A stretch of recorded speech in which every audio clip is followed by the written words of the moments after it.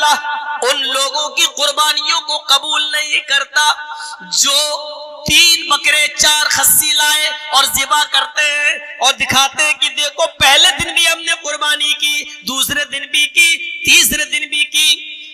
لوگوں کو دکھا رہے ہیں دیکھو اللہ نے مجھے دیا تو میں اتنی کر رہا ہوں. اللہ کہتا ہے میرے بندو 3 نہیں 30 بکرے, 30 نہیں 300 خصی, 300 نہیں 3000 خصی ذبح کر ڈالو.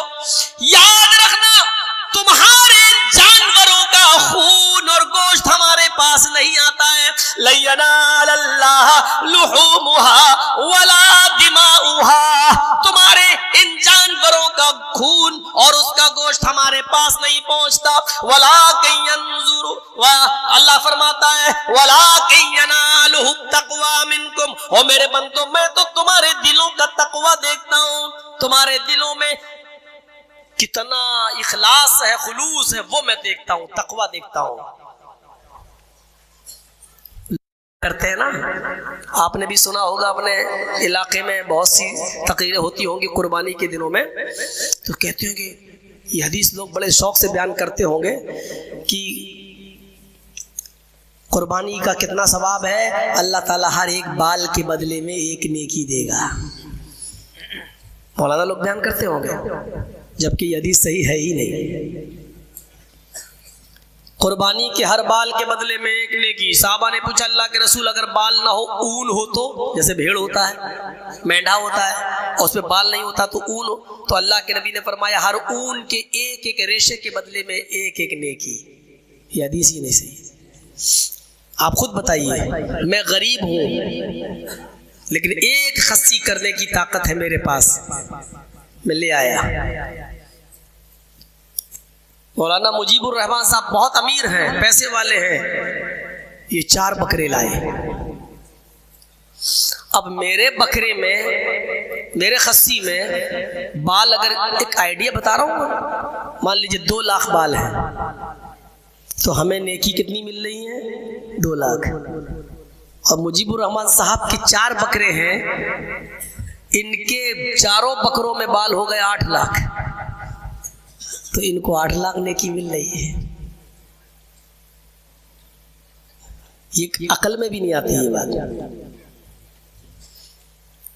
بال کی کوئی چیز ہے ہی نہیں. ہمارے یہاں خلوص ہے, ہم اللہ کے لیے کر رہے ہیں, اس لیے ایک ہی کی طاقت ایک کر رہے ہیں. مجیب الرحمان صاحب لوگوں کو دکھانے کے لیے کر رہے ہیں, دیکھو 4 کر رہے ہیں. تو اب 8 لاکھ بال کے بدلے میں 8 لاکھ نیکی تو چھوڑو, ایک نیکی نہیں ملے گی, کیونکہ تمہاری نیت خراب ہے. تم لوگوں کو دکھانے کے لیے کر رہے ہو, اللہ کے لیے نہیں. قد لگا دیا, یہی پر رکاوٹ جاری کر دی. سنو, قربانی کرنے سے پہلے اتنا یاد رکھنا, کر رہے ہو خلوص ہے کہ نہیں. یاد رکھنا لن ینال اللہ لحومها ولا دماؤها ولکن ینالہ التقوی منکم. تم جو قربانی کر رہے ہو اس کا گوشت اللہ کے پاس نہیں جاتا, اس کا خون بھی اللہ کے پاس نہیں جاتا, اللہ کے پاس تو صرف تقوی جاتا ہے. تم کس تقوی سے, تم کس نیت سے قربانی کر رہے ہو, اللہ نیت کو دیکھتا ہے, نیت. وعن عمر بن الخطاب رضی اللہ تعالی عنہ قال سمعت رسول اللہ صلی اللہ علیہ وسلم يقول انما الاعمال بالنیات وانما لكل امرئ ما نوى فمن كانت هجرته الى الله ورسوله فهجرته الى الله ورسوله ومن كانت هجرته للدنيا يصيبها او امرأة ينكحها فهجرته الى ما هاجر اليه. رواہ البخاری و مسلم. یہ حدیث بخاری اور مسلم دونوں کے اندر موجود ہے. حضرت عمر فاروق رضی اللہ تعالیٰ عنہ فرماتے ہیں کہ میں نے اللہ کے نبی سے سنا, اللہ کے نبی فرماتے ہیں انما الاعمال بالنیات, تم جو بھی عمل کرتے ہو تمہارے سارے عملوں کا دار و مدار نیت پر ہے. تم جو بھی عمل کرتے ہو ان عملوں کا ڈیپینڈ آپ کی نیت پر ہے. نیت اچھی تو عمل قبول, نیت بیکار تو عمل بیکار. نیتوں پر ڈیپینڈ ہے. اور کس کا؟ عمل صالح, نیک عمل کا دار و مدار نیت پر ہے. برے عمل پر نیت اچھی ہونے سے وہ برا عمل اچھا نہیں ہو جائے گا. یہ گلاس بڑا خوبصورت ہے, جرجی صاحب کی نیت خراب ہو گئی, اس کی چوری کریں. لیکن ہماری نیت یہ ہے کہ ادھر جو آدمی غریب رہتا ہے اس بیچارے کے پاس پینے کے لیے کوئی برتن نہیں ہے, اس آدمی کا گلاس چرا کے میں اس کو دے دوں گا, بیچارہ پانی پیے گا, یہ تو امیر آدمی ہے, اس کے پاس تو برتنوں کی کمی تھوڑی ہے. دیکھیے ہماری نیت چوری کرنے کی ہے, اور یہ بھی ہے کہ جس آدمی کا گلاس میں چرا رہا ہوں بڑا امیر ہے, ایک چرا لوں گا اس میں کمی تھوڑی ہو جائے گی.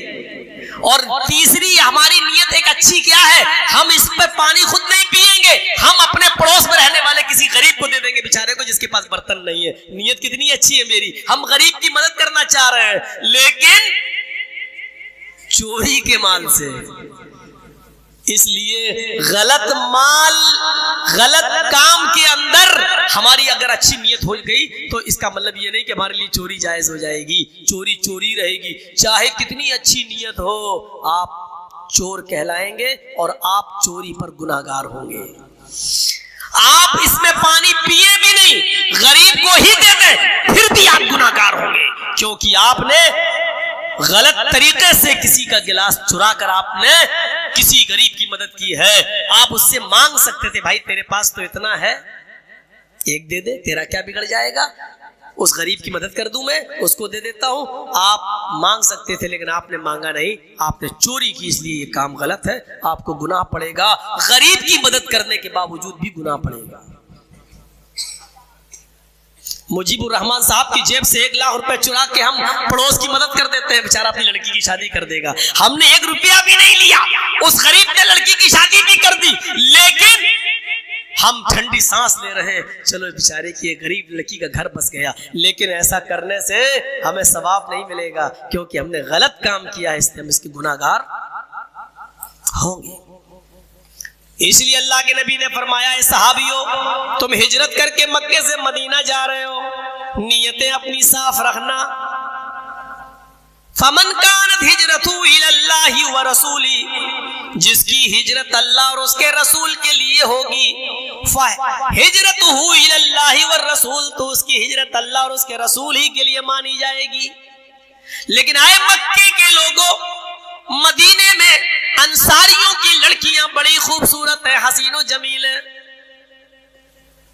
مدینے میں انصاریوں کی لڑکیاں بڑی خوبصورت ہیں اور حسین و جمیل ہیں.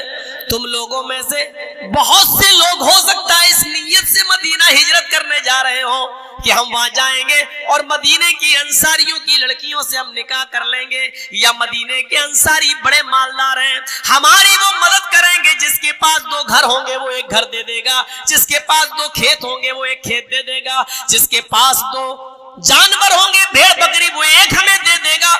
یعنی مال لینے کے لیے, دنیا کمانے کے لیے, یا ان کی لڑکیوں سے شادی کرنے کی نیت سے اگر تم جا رہے ہو تو سن لو, ومن کانت ہجرتہ للدنیا یصیبها, اگر دنیا پانے کے لیے ان کے مال و دولت پر تمہاری نظر ہے, او امرات ینکحها, یا ان کی کسی عورت یا لڑکی سے تمہاری نیت نکاح کرنے کی ہے, اور اس لیے تم مکہ چھوڑ کے مدینہ ہجرت کرنے جا رہے ہو, تو یاد رکھنا تمہاری ہجرت اللہ اور اس کے رسول کے لیے نہیں ہوگی. فہجرتہ الی ما ہاجر الیہ, بس جس چیز کی تم نے نیت کی ہے تمہیں وہی ملے گا. یعنی لڑکی تمہیں مل جائے گی, مال و دولت تمہیں مل جائے گا, لیکن تمہاری یہ ہجرت اللہ اور اس کے رسول کے لیے نہیں مانی جائے گی. کلیئر کر دیا, صاف کر دیا. بخاری شریف جب آپ کھولو گے, پنہ الٹو گے, تو آپ کو سب سے پہلے یہی حدیث ملے گی بخاری شریف کے اندر. پہلی حدیث, جانتے ہو امام بخاری نے پہلی حدیث کیوں نقل کی ہے بخاری کے اندر؟ یہ امام بخاری کی عقل کو داد دینا پڑے گی, کیونکہ آپ جو بخاری پڑھنے جا رہے ہو 7000 حدیثوں کا مطالعہ کرنے جا رہے ہو, اس میں نماز, روزے, حج, زکوٰۃ, لین دین, کاروبار, بزنس, جنت, جہنم, ہر چیز کے معاملات ہیں. لیکن ان تمام معاملات کو پڑھنے سے پہلے تم اپنی نیت صحیح کر لو, کیونکہ آگے کا معاملہ سب نیت پر ڈیپینڈ ہے, نیت پر ڈیپینڈ ہے. اس لیے سب سے پہلے انہوں نے اس حدیث کو درج کیا ہے. ہماری نیتوں پر ڈیپینڈ ہے, نیتوں پر. اللہ کے نبی کھجور اٹھاتے ہیں, ایک کھجور اپنے منہ تک لے جاتے ہیں، ابھی کھاتے نہیں ہیں، کھجور کا ٹکڑا ہے منہ تک لے جاتے ہیں کہ اچانک نظر پڑتی ہے ایک اونٹ اپنا سر نیچے کیے ہوئے ڈالے ہوئے ہے. اسی باغ میں ایک اونٹ اپنا سر نیچے کیے ہوئے ڈالے ہے. اللہ کے رسول نے کھجور رکھ دیا اور اس اونٹ کے پاس چلے گئے. جیسے اس اونٹ کے سر پہ اپنا ہاتھ پھیرا، ہوتا ہے آپ لوگ اپنے قربانی کے جانوروں پر ہاتھ پھیرتے ہیں پیار میں، اللہ کے رسول نے جیسے ہی اس اونٹ کے سر پہ اپنا ہاتھ پھیرا، اس اونٹ نے اپنی لمبی گردن اللہ کے رسول کے سینے سے لگا دی اور اس اونٹ کے آنکھوں سے آنسو بہ پڑے. اللہ کے رسول صلی اللہ علیہ وسلم کو اس وقت اللہ نے بذریعہ جبرائیل بتا دیا.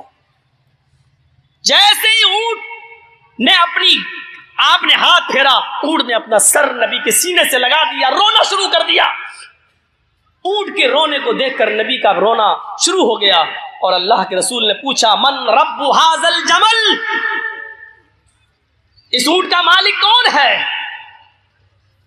ادھر سے آواز آتی اس انصاری سے، انصاری نے اللہ کے رسول یہ اونٹ میرا ہے.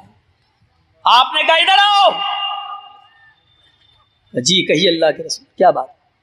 اس اونٹ نے ابھی مجھ سے یہ شکایت کی ہے کہ اے اللہ کے رسول میرا مالک بہت ظالم ہے، میں بہت کمزور ہو چکا ہوں، بوڑھا ہو چکا ہوں، میرے اوپر یہ ضرورت سے زیادہ اور میری طاقت سے زیادہ بوجھ میرے اوپر لاد دیتا ہے، مجھ سے میری طاقت سے زیادہ کام لیتا ہے اور کام لینے کے باوجود مجھے پیٹ بھر کے کھانا نہیں کھلاتا ہے. جتنی طاقت تم اس اونٹ کے اوپر رکھتے ہو اللہ رب العالمین اس سے کہیں زیادہ طاقت تمہارے اوپر رکھتا ہے. ڈرو اللہ سے. ہائے ہائے ہائے، اونٹ کی زبان سمجھنے والے ہمارے آقا، اونٹ کی زبان سمجھنے والے ہمارے نبی یہ برداشت نہیں کر سکے کہ اس اونٹ کے اوپر اس کی طاقت سے زیادہ سامان لادا جائے اور پھر پیٹ بھر کے اس کو کھانا نہ کھلایا جائے. اس انصاری نے کہا اللہ کے رسول اس اونٹ نے جو کچھ بھی کہا ایک ایک لفظ سچا ہے اور میں وعدہ کرتا ہوں کہ آج کے بعد آپ کو شکایت کا کوئی موقع نہیں ملے گا. آپ نے کہا میں اس وقت تک تمہارے کھجور نہیں کھاؤں گا جب تک کہ میرے آنکھوں کے سامنے اس اونٹ کا پیٹ نہ بھر دو، اس کو پورا پیٹ بھر کے کھانا نہ کھلا. ہمارا وہ نبی جو اونٹ کی بھوک برداشت نہ کر سکے، وہ غریبوں، یتیموں، مسکینوں، بیواؤں، پسماندوں اور کمزوروں کو بھوکا مرتے ہوئے کیسے دیکھ سکتا ہے؟ یہ رحمت ہے جناب محمد رسول اللہ اور اسلام کی خصوصیت ہے. اس رحمت سے سبق حاصل کرو. قرآن چیخ چیخ کر کہتا ہے یا ایھا الذین آمنوا ادخلوا فی السلم کافہ، اے ایمان والو تم اسلام کے اندر پورے کے پورے داخل ہو جاؤ. ہمارے رویے بتا رہے ہیں کہ ہم اسلام کے اندر پورے کے پورے داخل نہیں ہیں. آدھا ادھورا داخل ہونے سے کوئی فائدہ نہیں. قرآن ہم سے کہہ رہا پورے کے پورے داخل ہو جاؤ. ہر مسلمان غور کرے پورا کا پورا داخل ہے اسلام کے اندر. آپ یہاں بیٹھے ہیں نا، سن رہے ہیں اور لڑ رہے ہیں کہ نیچے کرو موبائل، مولانا نہیں دکھ رہے ہیں، لیکن اسی سماج کے اندر نظر ڈالو. ہم اسی گاؤں کی بات کر رہے ہیں جہاں جلسہ ہے. ایک طرف مولانا کی شکل دیکھنے کے لیے لوگ بے چین ہیں تو دوسری طرف ہماری سماج کی اور ہماری بیٹیاں، جلسہ ہو رہا ہے، تقریر چل رہی ہے، لیکن آپ اس جلسے سے باہر نکل کر ان کا منظر دیکھ سکتے ہو کہ کون جلسہ سن رہا ہے اور کون مارکیٹ گھوم رہا ہے، کون میلہ کے اندر ٹہل رہی ہے اور کون جلیبی خرید رہی ہے اور کون چوڑیاں خرید رہی ہے. اور آپ اسی جلسے میں ایسے نوجوانوں کو بھی دیکھو گے جو جلسے سے دور فون پر موبائل پر بات کر کے ملنے کا جگہ اور وقت بھی متعین کر کے آئے ہیں، اور آج جا کر دیکھ لو باہر تو ایسا لگے گا آپ کو جیسے کتیا کے پیچھے 10 کتے لگے۔ مولوی جرجیس بدنام ہے کہ مثال کھری دیتا ہے۔ میں نے اس گھومنے والی لڑکی کو کتیا کہا ہے اور اس کے پیچھے گھومنے والوں کو کتا کہا ہے۔ تمہیں جو کرنا ہو کر لو میرا، چاہو کیا کرو گے، کہا ہے میں نے، اور اپنے جملے واپس لینے کے لیے میں تیار نہیں ہوں۔ اگر تمہیں اپنی بیٹیوں کو کتیا صفت ہونے سے بچانا ہے تو ان کی نگرانی کرو، اور تمہیں کتا بننے سے رکنا ہے تو ان کا پیچھا کرنا چھوڑو۔ کہوں گا میں، اور اللہ کی قسم اپنے جملوں پر ہمیں کوئی پچھتاوا نہیں ہے، کوئی فکر نہیں ہے کہ کون کیا سوچے گا میرے بارے میں۔ ہر انسان اپنی سوچ میں آزاد ہے، سوچ میں بھی آزاد ہے، سوچ سکتا ہے جو کچھ سوچنا ہو اس کو۔ ایک طرف حال یہ ہے کہ لوگ قرآن و حدیث سننے کے لیے بے چین ہیں، چینل والوں سے لڑنے کے لیے تیار ہیں، تو دوسری طرف یہ منظر بھی ہے، ہمیں اپنی سوچ بدلنا پڑے گی۔ اسلام کے نیم اور قانون کو پوری طریقے سے فالو کرنا پڑے گا، چاہے ہماری سمجھ میں آئے یا نہ آئے۔ ہمیں اسلام کے اندر پورا کا پورا داخل ہونا پڑے گا۔ 2-4 نمازیں پڑھ لینے سے ہم مسلمان نہیں ہیں، 2-4 روزے رکھ لینے سے ہم مسلمان نہیں ہیں۔ معاف کیجئے گا، بہت سخت مثال دے رہا ہوں، 2-4 عبادتیں کر لینے سے آپ مسلمان نہیں کہلائے جائیں گے۔ کل کی تقریر میں کہا، آج بھی کہہ رہا ہوں، 2-4 عبادتیں کر لینے سے آپ مسلمان نہیں ہوں گے۔ یہ کھمبا ہے، مان لیجئے بجلی کا ایک پول لگا ہوا ہے، مان لیجئے کوئی کھمبا لگا ہوا ہے، اور اسی کھمبے کے پاس آم کا ایک پیڑ لگا ہوا ہے۔ سخت ہوا چلتی ہے، سخت آندھی آتی ہے، اور اس تیز ہوا سے آم کے چند پتے ٹوٹ کر اس بلی پہ لٹک جاتے ہیں، چپک جاتے ہیں، یا بجلی کے کھمبے سے چپک جاتے ہیں۔ ہوا چلی، آم کے پتے ٹوٹے، اس پیڑ سے پتے ٹوٹ کر بجلی کے کھمبے پر لگ گئے، تو آپ اس بجلی کے کھمبے کو کیا کہو گے؟ آم کا پیڑ نہیں کہو گے۔ مولانا جرجیس کہتا ہے کہ وہ آم کا پیڑ ہے، آپ کہو گے کیسے؟ دیکھیے آم کے پتے لگے ہوئے اس پر، آپ کہو گے صاحب آم کے پتے صرف اوپر لگے ہیں، اس کی جڑ تو آم کی نہیں ہے، وہ بجلی کا کھمبا ہی رہے گا۔ نہیں، میں کہہ رہا ہوں آم کا پیڑ ہے، اس لیے کہ آم کے پیڑ پر پتے لگتے ہیں، بجلی کے کھمبے پر بھی پتے لگے ہیں۔ آپ کہیں گے مولوی جرجیس پاگل ہو گیا ہے، رانچی لے جاؤ، اس کا علاج کراؤ۔ ارے بجلی کے کھمبے پر آم کے چند پتے چپک جانے سے بجلی کا کھمبا آم کا پیڑ کیسے ہو سکتا ہے؟ تو میں بھی آپ سے یہی کہنا چاہتا ہوں کہ ایک انسان 2-4 نمازیں پڑھ لینے سے، 2-4 عبادتیں کر لینے سے، 2-4 فقیروں کو کھانا کھلا دینے سے، 2-4 اچھے کام کر دینے سے پورا مسلمان کیسے ہو سکتا ہے؟ جب بجلی کا کھمبا آم کے چند پتوں کی وجہ سے آم کا پیڑ نہیں ہو سکتا ہے، آم کا پیڑ تبھی ہوگا جب اس کی بنیاد، اس کی جڑ بھی آم کی ہو، اس کا تنا بھی آم کا ہو، اس کی شاخائیں آم کی ہوں، اس کے پتے بھی آم کے ہوں، اور اس آم کے پیڑ میں آم کا پھل بھی لگ رہا ہو، تب آپ اس کو آم کا پیڑ کہیں گے۔ اسی طریقے سے آپ کو مسلمان اس وقت کہا جائے گا جب آپ کی بنیاد جڑ سے مسلمان ہو، آپ کا اٹھنا اسلامی ہو، آپ کا بیٹھنا اسلامی ہو، آپ کی بنیاد اسلامی ہو، آپ کا چلنا اسلامی ہو، آپ کی شادی بیاہ اسلامی ہو، آپ کے سماج میں رہنا اسلامی ہو، آپ کا چال چلن اسلامی ہو، آپ کی منہ سے گفتگو اسلامی ہو۔ جب یہ ساری چیزیں اسلامی ہوں تب کہا جائے گا کہ آپ مسلمان ہیں، ورنہ بجلی کے کھمبے پر آم کے 2-4 پتے چپک گئے ہیں، بس 2-4 عمل کر لینے سے آپ مسلمان نہیں کہلائے جا سکتے۔ اپنے جڑ میں مسلمان بنیے، بیٹھو تو اسلام چھلکتا ہو، اٹھو تو اسلام چھلکتا ہو، چلو تو اسلام چھلکتا ہو، شادیاں کرو تو اسلام چھلکتا ہو، بیوی کے ساتھ تعلقات قائم ہو تو اسلام چھلکتا ہو، آپ کی ہر اداؤں میں اسلام نظر آتا ہو، تب آپ مسلمان ہیں۔ یہ چیز ہمیں اپنے اندر دیکھنا ہوگی، یہ چیز ہمیں اپنے اندر پیدا کرنا ہوگی۔ اسلام نے جو کام کرنے کو کہے ہیں وہ کرنا ہے، جن کاموں سے روکا اس سے رکنا ہے، چاہے اس میں فائدہ ہو یا نہ ہو، چاہے اس میں ہمارا فائدہ ہو یا نہ ہو، لیکن ہمیں رکنا ہے۔ بالکل ویسے ہی سمجھو جیسے بڑے بڑے شہر میں آپ گاڑی چلا رہے ہیں اور ریڈ لائٹ جل گئی۔ آپ نے دیکھا ہوگا بڑے شہروں میں ریڈ اور گرین لائٹیں ہوتی ہیں چوراہوں پر۔ ریڈ لائٹ کا مطلب گاڑی روک دو اور گرین لائٹ کا مطلب گاڑی آگے بڑھاؤ۔ آپ جرجی صاحب گاڑی چلا رہے، چلاتے چلاتے ایک چوراہے کے پاس سے گزر رہے، ریڈ سگنل ہو گیا، مطلب گاڑی روک دو۔ ہم نے گاڑی روک دی، لیکن ہم نے دیکھا دائیں سے کوئی گاڑی نہیں آ رہی ہے، بائیں سے بھی کوئی گاڑی نہیں آ رہی ہے، سامنے سے بھی کوئی گاڑی نہیں آ رہی ہے، تو اب نقصان کیا ہے؟ جب ایکسیڈنٹ ہونے کا خطرہ ہی نہیں ہے تو ہم نے گاڑی کو آگے بڑھا دیا، چلا دیا۔ آپ نے ریڈ سگنل میں گاڑی آگے بڑھا دی ہے، آپ نے قانون توڑ دیا۔ پولیس نے آگے پکڑ لیا، گاڑی صاحب گاڑی چلا، لال بتی جل رہی تھی۔ ارے لال بتی جل رہی تھی تو کیا ہوا؟ ایکسیڈنٹ تو نہیں ہوا، کسی گاڑی کو ہم نے ٹھوکا تھوڑی ہے۔ آپ جرمانہ تب لے سکتے ہیں جب ہم نے گاڑی کو ٹھوکا ہو، گاڑی آئی نہیں رہی تھی، ہم نے چلا دیا۔ پولیس والا کیا کہے گا؟ ریڈ سگنل کیوں توڑا؟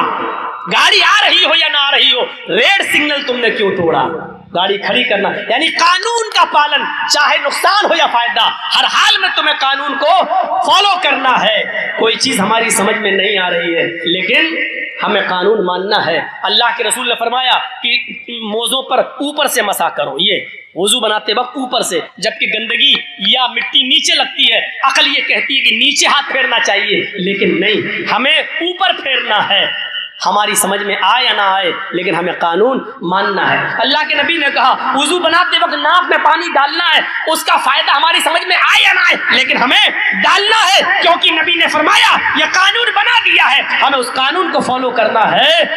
بس ہمیں اس سے مطلب نہیں ہونا چاہیے کہ اس میں نہ کریں تو نقصان کیا ہے، نہیں، جو قانون بنا دیا ہے۔ فجر میں 2 ہی پڑھنا ہے فرض نماز، آپ کہنے میں تو 4 پڑھوں گا، نقصان کیا ہے؟ نہیں، جو قانون بنا دیا ہے وہی تمہیں ماننا ہے۔ مغرب کی 3 ہم 5 پڑھتے ہیں، 4 پڑھتے ہیں، نقصان کیا ہے؟ نہیں، جو بنا دیا ہے قانون وہی تمہیں ماننا ہے، اسی کو فالو کرنا ہے، چاہے نقصان ہو یا نہ ہو، آپ کو قانون کو فالو کرنا ہے۔ ہمارا اسلام کے ساتھ تعلق کیسا ہونا چاہیے؟ ایک پانی کا برتن ہے، اس میں پتھر ڈال دیا، 2 دن کے بعد آئیے پتھر کو نکال کے پھینکیں گے، پتھر پانی سے الگ ہو جائے گا۔ 2 دن کے بعد جب آپ نے پانی سے پتھر کو نکالا، پانی سے پتھر کو پھینک دیا، اس کا مطلب یہ ہے کہ پتھر نے پانی کو ایکسیپٹ نہیں کیا اور پانی نے پتھر کو بھی ایکسیپٹ نہیں کیا۔ جب تک پتھر پانی میں تھا، لیکن جب چاہا تب آپ نے نکال کے پھینک دیا۔ یہ ہمارا اسلام سے تعلق نہیں ہونا چاہیے۔ جب تک ہم اسلام سے جڑے ہیں، جب چاہو ہم سے اسلام کو دور کر دو یا اسلام سے ہمیں دور کر دو، یہ نہیں ہونا چاہیے۔ ہمارا اسلام کے ساتھ تعلق رنگ کی طرح ہونا چاہیے۔ کھانے والا رنگ جانتے ہیں نا، جلیبی میں ڈلتا ہے، پلاؤ میں ڈلتا ہے، آپ لوگ رنگ لاتے ہیں، گلاب جامن وغیرہ میں ڈالتے ہیں، وہ رنگ لائیے اور پانی میں ڈال دیجئے، آپ تھوڑی دیر کے بعد دیکھیں گے رنگ پانی میں گھل گیا۔ پیلے رنگ کا رنگ نے پانی کو پیلا کر دیا، لال رنگ نے پانی کو لال کر دیا۔ اب آپ رنگ سے پانی کو الگ کرنا چاہیں تو نہیں ہوگا، پانی سے رنگ کو الگ کرنا چاہیں تو نہیں ہوگا۔ کیوں؟ کیونکہ پانی نے رنگ کو اپنے اندر سما لیا اور رنگ نے پانی کو اپنے رنگ میں رنگ لیا۔ اب دونوں ایسے گھل مل گئے کہ پانی سے رنگ کو آپ الگ نہیں کر سکتے اور رنگ کو پانی سے الگ نہیں کر سکتے۔ یہی تعلق ہمارا اسلام کے ساتھ ہونا چاہیے۔ اسلام میں ہم ایسے گھل جائیں، اسلام میں ہم ایسے جذب ہو جائیں کہ ہم سے اسلام کو دور کیا جائے تو نہ ہو سکے اور اسلام کو ہم سے دور کیا جائے تو نہ ہو سکے۔ ہماری سانس آخری سانس تک اسلام رہے، آخری سانس تک، مرتے تب تک ہماری زبان سے یہی نکلے، لا الہ الا اللہ، لا الہ الا اللہ۔ نہ ہم کو اسلام سے دور کیا جا سکے، نہ اسلام کو ہم سے دور کیا جا سکے۔ یہ ہمارا اور اسلام کا تعلق ہونا چاہیے۔ آج کی تقریر ہم نے ایک نئے اسٹائل سے کی ہے اور ساری نئی باتیں ہم نے آپ کے سامنے رکھی ہیں. نئی باتوں کا مطلب یہ نہیں کہ قرآن کو بدلا ہے، حدیث کو بدلا ہے، باتیں وہی ہیں جو بار بار کہی جاتی ہیں، انداز بدلتا ہے. میرے بھائیوں، ہم نے آج اپنا کلیجہ نکال کر، اپنا درد نکال کر آپ کے سامنے پیش کر دیا ہے. آج کے بعد چینل والے اپنا رویہ بدلیں اور سننے والے بھی اپنا رویہ بدلیں. اسلام کے اندر پورے کے پورے داخل ہو جائیں، ایسے داخل ہوں کہ اسلام کو ہم سے اور ہم سے اسلام کو کوئی بھی دور کرنے کی کوشش کرے تو نہیں کر سکے. جیسے حضرت سمیہ کو ابو جہل نے کہا اسلام چھوڑ دے، اس نے کہا نہیں چھوڑیں گے. اس نے نیزہ لیا اور سمیہ کی شرمگاہ میں داخل کر دیا. چیخی ثبت قدمی علی دینک یا ارحم الراحمین، اے اللہ مجھ سے میرا دین مت چھیننا، یہ مجھے تکلیفیں دے رہا ہے، کہیں اس کی دی ہوئی تکلیفیں مجھے میرے دین سے دور نہ کر دیں، ثابت قدم رکھنا.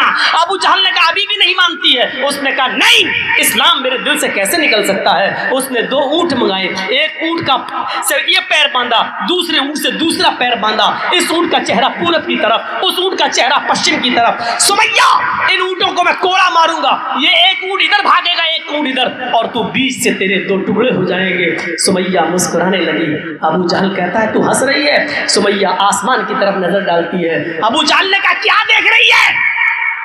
اسلام چھوڑتی ہے یا نہیں؟ سمیہ نے آسمان سے نظریں اٹھا کر ابو جہل کے چہرے کو دیکھا اور کہا ابو جہل، جنت دیکھ کر بھی کوئی اس کی نعمتوں سے مکر سکتا ہے کیا؟ کہا میں ان اونٹوں کو بھگا رہا ہوں. کہتی ہے چیخ کر ابو جہل شوق سے بھگا ان اونٹوں کو. جتنی دیر تو ان اونٹوں کو بھگانے میں لگا رہا ہے اتنی دیر مجھے اللہ کی جنت میں جانے میں لگ رہی ہے. جتنی جلدی تو ان اونٹوں کو بھگا دے گا اتنی جلدی میں جنت میں داخل ہو جاؤں گی. میرے بھائیوں، ابو جہل نے اونٹوں کو کوڑے مارے اور سمیہ کے 2 ٹکڑے ہو گئے. یعنی آخری دم تک سمیہ سے اسلام نہیں نکالا جا سکا اور اسلام سے سمیہ الگ نہیں ہوئی. یہ تعلق ہمارا اسلام کے ساتھ ہونا چاہیے. ہم سے کتنی ہی مصیبتیں آئیں، نہ اسلام ہم سے دور ہو نہ ہم اسلام سے دور ہوں. اٹھنا بیٹھنا، ایک غور کرو، اپنے بچوں کو تعلیم دو اسلامی. اللہ کے نبی نے فرمایا جب بچہ 7 سال کا ہو نماز کا حکم دو. نہ پڑھے کوئی بات نہیں، لیکن لے جاؤ پڑھاؤ، اور جب 10 سال کا ہو جائے نماز نہ پڑھے تو اس کو مارو، مار کے لے جاؤ. حدیثوں اپنے بچوں کو تعلیم دو. مستد احمد کی روایت ہے، ایک صحابیہ عورت ہے، کہتی ہمارے گھر میں جب بچہ پیدا ہوتا ہے تو بچہ جب پیشاب کرتا تھا تو میں پانی کا ایک برتن اس کے اوپر ڈال دیتی تھی. بچہ پیشاب کرتا تو پانی سے اس کو دھو دیتی، اس کی شرمگاہ پر پانی ڈال دیتی تھی. جب بچہ پہلے دن چلنے کے لائق ہوا، پہلا دن جب بچہ چلنے لگا، پہلے دن جب کھڑا ہوا اور میرے بچے کو جب پیشاب کی ضرورت ہوئی تو میں نے اپنے بچے سے یہ نہیں کہا بیٹا پانی لے کے جاؤ، چونکہ اب تک میں نے اس کی عادت ڈال دی تھی. بچہ جس دن چلنے کے لائق ہوا اسی دن پانی کا برتن لے کے جانے لگا اور پیشاب کر کے اپنی شرمگاہ پہ پانی ڈالنے لگا. میں نے اپنے چھوٹے سے 1 سال کے اس 1.5 سال کے بچے کو دیکھا جو اپنی شرمگاہ پر اپنے ہاتھ سے پانی ڈال رہا ہے، حالانکہ اس کو استنجا کرنا نہیں آتا ہے، اس کو پیشاب کر کے دھونا نہیں آتا ہے، استنجا کیسے کیا جائے اس کو نہیں معلوم، لیکن میں نے اپنے بچے کو اپنی شرمگاہ پہ پانی ڈالتے ہوئے دیکھا.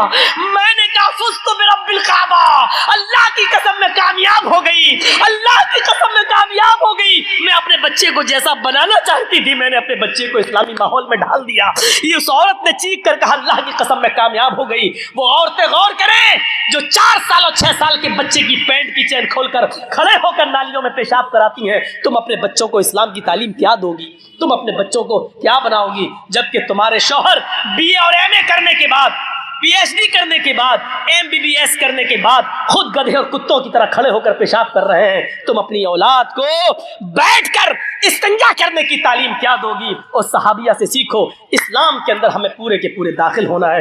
امید ہے انشاءاللہ آج کا ہمارا یہ بیان، آج کی ہماری یہ تقریر ہماری زندگیوں میں انقلاب پیدا کرے گی اور ہم اپنے معاشرے میں اسلام کو پوری طریقے سے نافذ کریں گے. بہت تھکا ہوا تھا، کئی دنوں سے مسلسل پروگرام، اور کل بھی کشن گنج کے علاقے میں پوا کھالی میں جانا ہے. تو میرے بھائیوں پریشان ہوں، تھکا ہوا ہوں، پھر بھی میں نے آپ کا 2.25 گھنٹہ لے لیا ہے. اللہ سے ہم دعا کرتے ہیں کہ بار الہ ہماری خطاؤں کو معاف فرما دے، ہمارے گناہوں کو بخش دے، ہمیں اسلام کے اندر پورا کا پورا داخل فرما دے. جب تک تو ہمیں زندہ رکھ، اسلام میں زندہ رکھنا، اور جب ہمارا خاتمہ ہو تو اسلام میں ہمارا ایمان پر ہمارا خاتمہ فرمانا. اور آئے بار الہ ہم تمام مسلمانوں کو حنفی، بریلوی، شیعہ، سنی، اہل حدیث ان جھگڑوں سے نکال کر ہمیں سب کو اتفاق اتحاد کے پلیٹ فارم پر قائم کر دے، اور ہمیں مل کر چناؤ ہو یا کوئی بھی موقع ہو، ہمیں اتحاد و اتفاق کے ساتھ ایک جگہ جمع ہونے کی توفیق عطا فرما۔